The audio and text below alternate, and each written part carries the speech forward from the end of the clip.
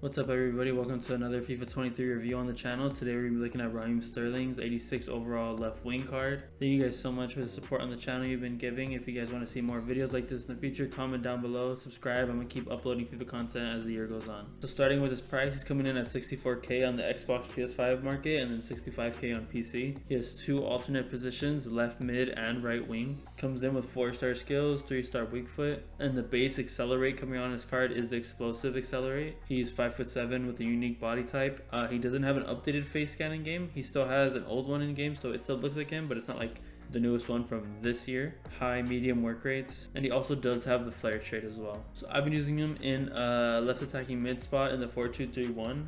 I've packed him untradeable, so I've gotten a lot of games in with this card. He's coming in with 94 acceleration, 86 sprint speed. There's a pretty big gap between his acceleration and sprint speed, both pretty high, but still there is that gap. Some people don't really like that. Some people want it to be like in the middle or the same for both of them. I didn't find an issue with it. I thought he felt really fast in game. His body type and how small he is, it feels really fast and quick. He makes quick turns and he has a quick acceleration. His top end speed, I can't lie, is a little bit lacking. Coming up against like the meta right backs like Kyle Walker, who's absolutely a monster by the way.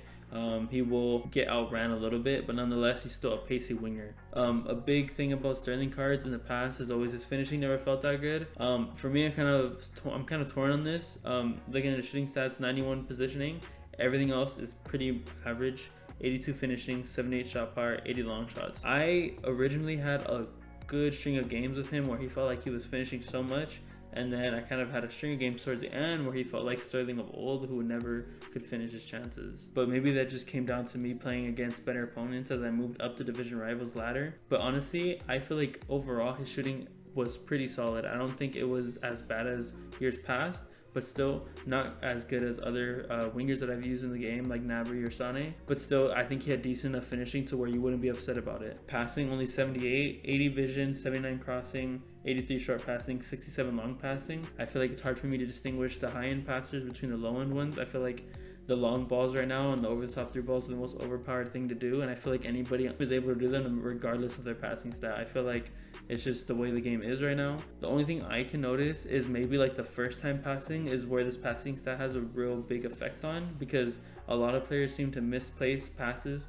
on that first time touch. I think if you take a touch and then pass, I feel like anybody's capable of making the same passes right now.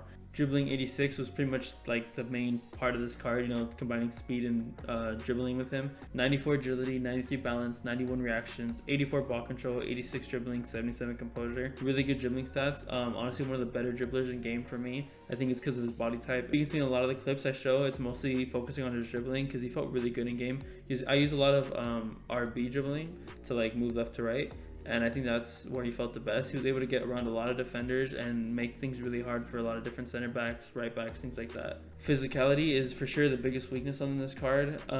Super weak in game. He'll fall over a lot. Stamina is okay, 79. I didn't notice anything bad with it, but I think if you're able to use his pace and dribbling, you can try and avoid certain situations to where he doesn't need to use strength. Now we're going to talk about, is this card worth it? He's coming in at 65k, which is really expensive. I have him untradeable, so I didn't pay that.